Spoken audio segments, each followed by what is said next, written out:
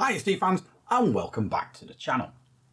In a recent video we focused on seasickness and ways to try and limit, if not eliminate, the effects of this debilitating condition. However, if you're one of those people who just cannot even look at a boat without feeling the urge to unload your breakfast, then shore diving might be your only option.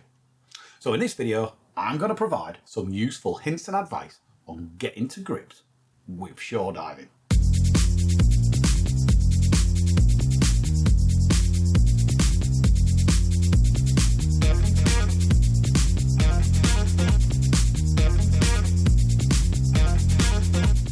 I love boat diving, be that off a day boat or a liveaboard, because it's as easy as, well, falling off a boat.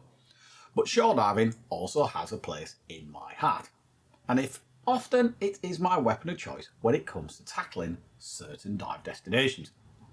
Some people opt to shore dive because they get seasick and can't face being on a boat. Others prefer shore diving because it is cheaper than boat diving, while others just like being able to do their own thing and not play follow my leader behind a dive guide. Whatever your reasons, shore diving has its place in your diving repertoire. And here are some useful tips.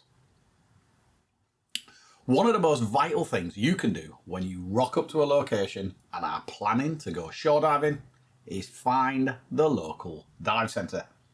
One, you can get your tanks filled or rent tanks and weights and pick up any last minute equipment purchases you require if needs be. But two, you can pick their brains on where to actually go diving. Dive centres will know the best shore diving locations in their close vicinity, so it makes sense to ask their advice on where to go. Not only will they be able to point you in the right direction, but they'll also be able to tell you about any potential hazards you might encounter. For instance, some of the best shore dives off the coast of Anglesey in North Wales, which is one of my frequent dive locations, are also extremely popular with those doing surface water sport. Now, surfacing in front of a kayak or a stand-up paddleboard is one thing. Popping up near jet skis or speedboats is another. So I either use a surface marker buoy so that people in the area know where I am at all times, or I opt to dive in and out of the gullies close into the rocks where no boat traffic will approach. Boat traffic aside, other shore dive sites can be affected by the tides, so you need to plan your dive time accordingly. At Ravens Point, it's a fabulous shore dive in Treorder Bay on Anglesey. The optimum time to enter is shortly before high tide, so that you can enjoy the clarity of the incoming tide, but also you finish up your dive and be out of the water before the tide turns the other way. Far too many shore divers have been caught out at this location and swept miles out to sea. You do not want to be one of those divers. You also need to know where to get in and out of the water. If the shore dive is off a nice soft sandy beach, the biggest issue you're going to have is keeping sand out of your equipment. You'll be able to literally just walk in and out of the water. However, if entry and exit require you to scramble over rocks, then you need to work out exactly how you're going to get in and out of the water, especially if there is swell and surge. Getting in is often the easy part. Getting out can be the difficult bit. In Malta, at Chikawa at the north of the island, there are several great shore dives, including a couple of awesome shipwrecks. Conditions here can vary immensely, but I recall one time being at the site when there was quite a wind-driven swell. Getting in was no hardship.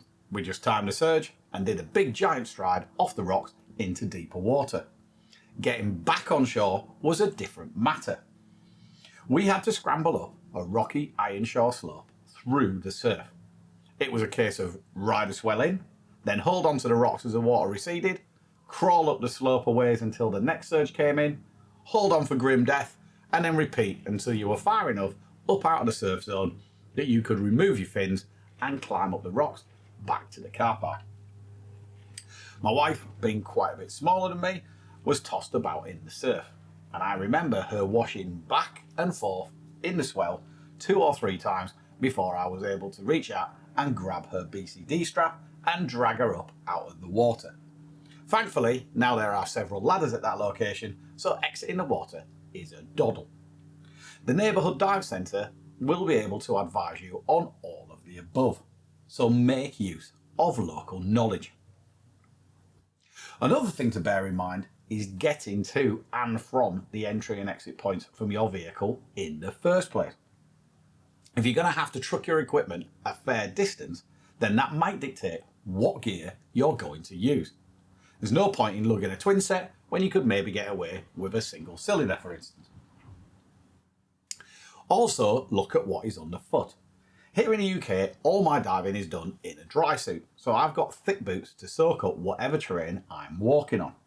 But if you're in a tropical location and you're wearing a wetsuit, then you need to think ahead. I always wear thick sole booties and open heel fins, so it's not an issue for me whether I'm walking across a soft sandy beach, red hot concrete, or rough iron shore. But if you routinely wear full foot fins and no booties, then you might need to reconsider your footwear when you're going shore diving. The last thing you need is lacerated feet from walking on broken coral or sharp rocks. One of the biggest advantages for me of shore diving is being able to dive to my own schedule and not be bound to boat dive times. If you don't want to be up bright and early, you can start your diving day at a far more civilised time, giving you more opportunity for another coffee or two. Similarly, if you suddenly feel like heading off for a night dive at 2 AM, then you can get wet to your heart's content. I also like being able to dictate what I do on my actual dive, rather than play follow my leader behind a guide. As I'm generally taking photographs for the magazines, I want to be able to go nice and slow and look for shots, then have the time to set them up and get the composition right, especially if I'm working with a model.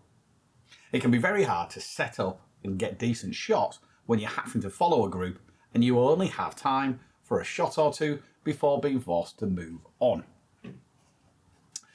On a shore dive with your buddy, you can just mooch along the reef and go as fast or as far as you want. Are you a shore diving fan? What are the main attractions of shore diving for you? Leave your comments below, and if you've got a question, fire away. Because if we can't answer it, maybe someone in our ever-growing community will be able to. Remember, if you enjoyed this video, be sure to subscribe to our YouTube channel and check out our ever-growing playlist for more inspirational and educational videos. As always, stay safe, and if you're going diving, enjoy.